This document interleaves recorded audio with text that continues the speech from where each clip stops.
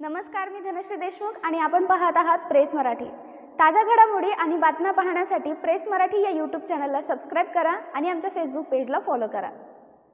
कोण येईल काय उलट पालट सांगेल, कारण उलट पालट कोणाच्या बाबतीत सांगतील। आता सुरुवात माझी केली, मला असं आता निशाण्यावर धरले, पण मी आमच्या चॅनलवाले मित्रांना सुद्धा सांगेल, थोडंसं काही तुम्हाला जर कुठून काही कमी पडलं, कमी मिळालं मटेरियल, तर तुम्ही कधीही आम्हाला, मी तुम्हाला उपलब्ध करून देईल। एक दिवस लोकसभेच्या इलेक्शनच्या वेळेला तुम्ही ऐकलं असेल, मी जीव तोडून आपला अजित दादा महायुती महायुती। आता इथून असं आम्ही चाललोय, तिथं मंदिरात पूजा होती आणि जवळ राहिलो, म्हण नमस्कार नमस्कार, फोटो काढून घेतला एखाद्याने, लगेच व्हायरल केला।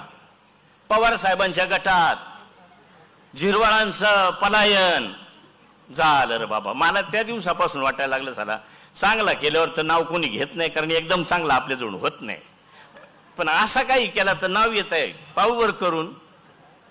आता 5-6 दिवस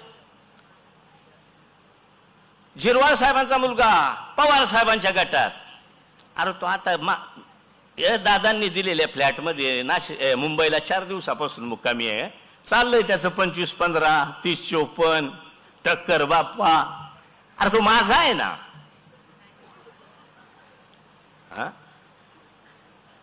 त्याला व्हायचं असेल आमदार तर मी दादाला सांगेल, दादा मी थांबून घेतो, आता मला बरेच दिवस झालेत, त्याला तिथं आमदार करू। पण काय म्हणून द्यायची घराघरात लावून, पण लागणार नाही, कितीही प्रयत्न करा। माझ्या म्हातारीवर माझा विश्वास आहे, अजूनही म्हातारीच्या पुढे त्यांची दोघांची टप्पर नाही, त्यांनी करून पावा, कारण म्हातारीला म्हातारीची गरज आहे, त्यांचं तर आहेच भाऊ भविष्यात, पण मी आहे तोपर्यंत माझीच गरज आहे ना।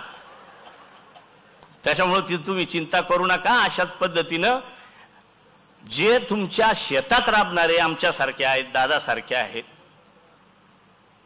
पण मी एक पाहत असतो, ऐन वेळेला माणूस भुलतो, कारण आता जे राबतात ना ते मागतात। बांडा असेल तर लालही दिसत नाही आणि काळाही दिसत नाही, फार गाळानी माखून राहतात ते बैल। नंदीवाला सकाळीच उठला ना तो आंघळत नाही, 4-4, 5-5 दिवस नदीवाला आंघळत नाही, पण बैल बाकी धुवून सून एकदम कलर मारून, शिंगांना कलर मारून आणतो, कारण त्याला त्याच्यावर जगायचं आहे। आणि मग दारात आला, डुबडुब वाजवला का तुम्ही लगेच सुपडा भरला का तोंडाला लावायचं। बरं त्याला तोंडाला लावा, त्याचे पाया पडा, तो बैलच आहे, पण तो 5 दिवसापासून आंघळेल नाही, त्याचे आडवा पुढून पाया पडायला तुम्ही चुकत नाही। याच्यात जर खोटा असेल तर मी आता तुमची माफी मागून खाली उतरून जातो, खरं आहे का नाही? आणि त्याच जर वाळवणार अंगणात घाला आणि गोठ्यातून बैल सोडा, तर पहिला सांगतात, देवरा घेऊन बस, तोंड टाकल वाळवण्यावर। अरे बाबा त्यांनी पिकवलाय, तो तोंड टाकल, त्याच्या तोंडावर सपाटा, आणि हा म्हणून रात्रंदिवस काबाड कष्ट करणारा जे काही तुमच्या बरोबर आतापर्यंत आहेत, भविष्यात राहावेत, याच्यासाठी कोणी काहीही गुगली टाकू द्या, कारण आता सध्या काय त्यांना कळतं मला माहित नाही। कालपासूनच दादा सुरू झालंय, कोरे कागदी बाड नाही का आपल्याकडे लावतात, कोरे कागदी बाड खड्या लावतात भक्ता, तसा कालपासूनच यांना कोणी सांगितलं झिरवाळ उद्या सुरगाण्यात नाहीत। अरे पण उद्या येतो का नाही त्याच्यानंतर पाहावा ना, कालच सुरू झाला, झिरवाळ उद्या नाहीत, पण मला वाटायला लागलं आता इथं आहे, 2 दिवस नाहीत याच्यावर माझं नाव आलंय, आता 2-3 दिवस झिरवाळ उपस्थित होते त्याच्यावर माझं 2-3 दिवस, मला काय फरक पडतो? पण गैरसमज तुम्ही मंडळीने करून घेऊ नका, आम्ही आहेत तिथंच राहणार आहेत आणि भविष्यात देखील तिथंच राहू, कारण तुमच्यासाठी जे जे काही म्हणून मागतो आम्ही, हट्ट करतो, मी केलेल्या हट्टांपैकी, भाऊनी केलेल्या हट्टांपैकी आम्ही एकत्रच जात असतो सगळेजण। आम्ही दादांकडे गेल्यावर आदिवासी विभागाला पैसे नाहीत असं म्हणून सांगितलं गेलं होतं, आम्ही सांगितलं दादा आम्हाला काही करून आता पैसेच लागतील, कारण माग 2 वर्ष कोरोना गेला, त्याच्यात काहीच झालं नाही आमच्याकडून. आम्हाला आता लोकांचं जनतेचं देणं आहे, द्यावं लागणार आहे कामाच्या रूपानं. तर तुम्हाला सांगितलं पाहिजे, धूम साहेब 54 वेळा आपल्या आदिवासी विभागाचं बजेट 54 वर्षापासून होतोय. 54 वर्षापासून. आपलं वय सुद्धा नाही तेवढं. 54 वर्षात 3 वेळा जास्त बजेट 9.35% वर बजेट मिळालंय आणि 51 वेळा मायनस मिळालं, 51 वेळा कमी मिळालं. पहिल्यांदा असं आहे का तुमच्या 9.35च्या वर गेलो आपण, त्याच्यावर गेलोय. ही पहिली वेळ आहे. ते वर जाण्याचं कारण फक्त आदरणीय दादा, त्याच्यातून हे आपण सगळं करू शकलो. अन्यथा दुसरे पैसे नाहीत. आपल्या पैशाला कुठं खोचा नाही ना, कारण दुसऱ्याला कोणावर खर्चही करता येत नाही. 2 गावांचा रस्ता करायचा तर हे गाव आदिवासी पाहिजे, ते गाव आदिवासी पाहिजे. हा कायदा आहे, कानून आहे. त्याच्यामुळे आपल्याला त्याला अडचण येत नाही. आणि म्हणून साठी मी आपल्याला विनंती करतो, त्याचप्रमाणे खूप सारं द्यायचं काम दादांनी केलं.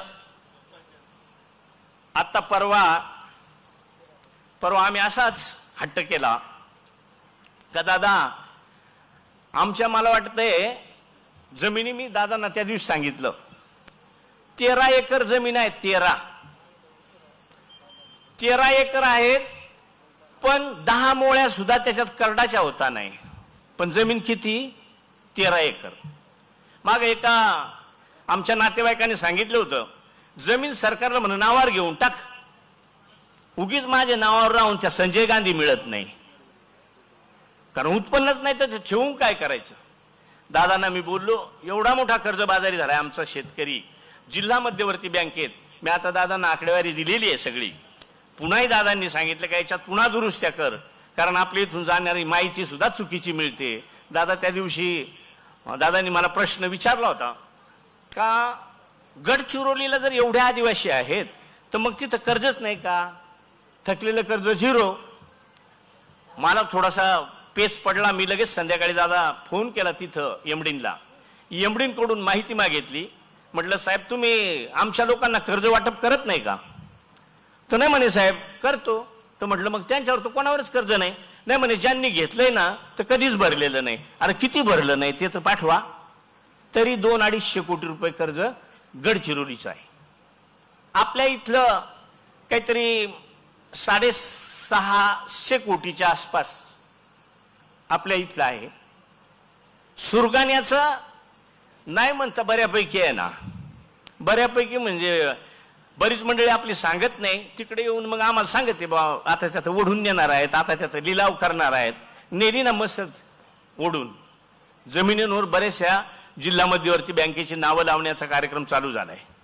दादांना आम्ही विनंती केली, दादा काही करा, आमचा माणूस त्याची या सगळ्या प्रॉपर्टीची त्याची सुद्धा जर किंमत काढली तर तेवढ्याला कोणी घेणार नाही. एवढं कर्ज झालंय. दादांनी सांगितलं आपल्याला काही करून त्यांना न्याय द्यायचा आहे. फक्त क्लिअर कट आकडे तुम्ही त्या ठिकाणी मिळवा. निश्चितच जेवढी जास्तीत जास्त करता येईल तेवढी मदत आपण त्या सर्व आदिवासी सभासदांना, आदिवासी शेतकऱ्यांना, थकीत शेतकऱ्यांना त्या ठिकाणी मदत करण्याची भूमिका दादांनी घेतलेली आहे. या व्हिडिओबद्दल तुमचे मत, तुमच्या प्रतिक्रिया कमेंट बॉक्समध्ये लिहायला विसरू नका. आणि अशाच ताज्या बातम्या आणि नवनवीन घडामोडी पाहण्यासाठी आपल्या यूट्यूब चॅनलला सबस्क्राईब आणि फेसबुक पेजला फॉलो करायला विसरू नका.